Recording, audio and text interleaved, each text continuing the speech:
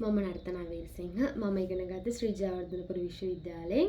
මම ඩිග්‍රී එකේ විදියට ස්පෙෂල් එකක් කරේ ඩාන්සින්. ඉතින් මට හිතුණා මං ඉගෙන ගත්ත දේවල් මගේ නංගිලා මල්ලත් එක්ක ෂෙයා කරගන්න.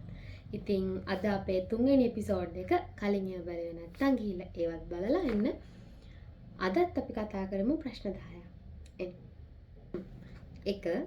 අටවන පාසාරම්භය හඳුන්වන සරඹ නාමය කුමක්ද? 2.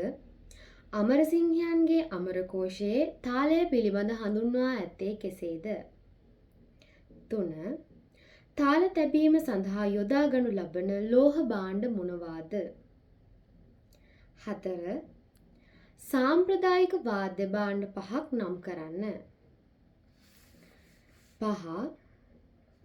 සෑම ප්‍රායෝගික විෂයකම ස්වරූපය එක හා සමාන වන හේයින් තමන් උගත් සරඹ පද නැවත නැවත කිරීම වැදගත්ය. මෙසේ නිරන්තරයෙන් කරනු ලබන අභ්‍යාස හඳුන්වනු ලබන්නේ කෙසේද? 6. ගොඩ සරඹ වල සිව් අඩියෙහි කස්තිරම ලියා දක්වන්න. 7.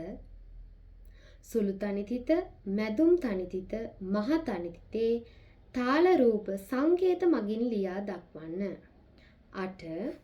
උඩරට සම්ප්‍රදායට අයත් වන්නමක් නර්තනය කිරීමේදී එය අංග සම්පූර්ණ වීමට කොටස් කීයක් අන්තර්ගත විය යුතුද?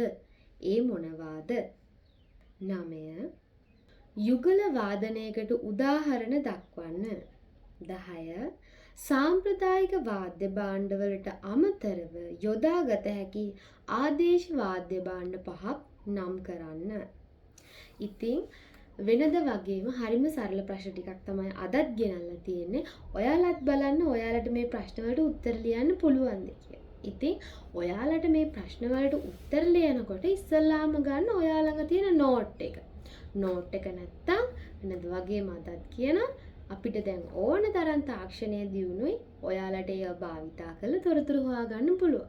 ඉතින් දන්නේ නැති දෙයක් තියෙනවා නම් කමෙන්ට් කරන්න. මම මෙසේජ් එකක් දාන්නම්. එහෙනම් ගිහින් එන්න ඊළඟ වීඩියෝ එකකින් හම්බෙමු. බයි බයි.